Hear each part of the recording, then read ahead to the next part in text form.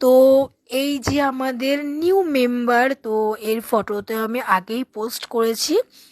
এর বয়স হচ্ছে 1 মাস 10 দিন হবে।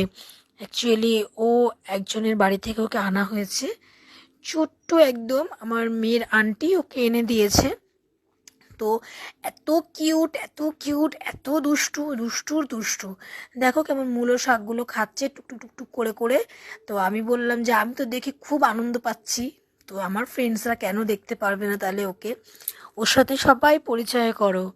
ওর অ্যাকচুয়ালি নাম এখনও ঠিক করা হয়নি। আমি ওকে মাম্মা বলে ডাকি।